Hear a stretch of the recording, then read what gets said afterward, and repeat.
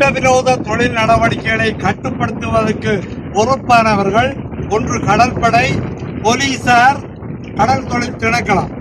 இவர்களை வழி நடத்துபவர்கள் உங்களுக்கு தெரியும், கடற்தொழில் அமைச்சர், கடற்தொழில் பிரதி அமைச்சர் உட்பட நிர்வாகிகள்.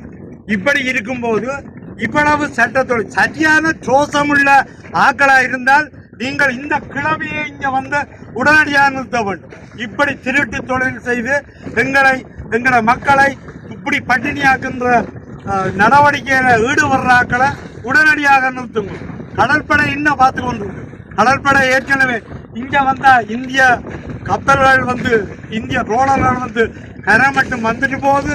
இப்படி கடற்படையின் கேம்புக்கு நேருதான் நாங்க நிக்கிறோம். இவ்வளவு வெளிச்சமும் அவங்களுக்கு தெரியாதான்ற சிந்திச்சு பாருங்க. கடற்படை மோசமான ஒரு ஒரு ஒரு சாதத்துக்கு உதவாத கடற்படை என்றுதான் நான் சொல்லுவேன். அதை விட்டுட்டு சும்மா நாங்கள் எல்லாத்தையும் பிடிக்கிறோம் எங்களோட மக்கள் இன்னுமண்டு எங்களோட மக்கள் சொன்னார்கள். இப்ப முல்லைத்தீவில தான் இந்த தொழில் கூடுதலாக செய்யப்படுது என்று சொன்னார்கள். சட்டவிரோத தொழில். இதுக்கு யார் பொறுப்பு? இந்த கடற்படை எல்லாத்தையும் விடுங்க. எங்களோட இளைஞர்கள்ட்ட நீங்கள் தாங்க பொறுப்பை. ஒரு நாள்ல இவ்வளவு பேரையும் அடிச்சு திரட்டி விட்டு நாங்கள் இருக்கிறோமோ இல்லையோ பாருங்க. சரியா? சட்டவிரோத தொழிலை இங்க செய்து கொண்டு விடுதலை இருக்கேங்க.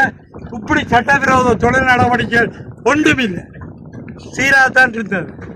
ஆனா இப்ப இந்த அரசாங்கம் அதை கட்டுப்படுத்தும் என்று நாங்கள் நம்புறோம். ஆனால் இந்த அரசாங்கத்தின் காலத்தில் இவ்வளவு வெளிச்சங்கள் இங்கே காணப்படுகிறது.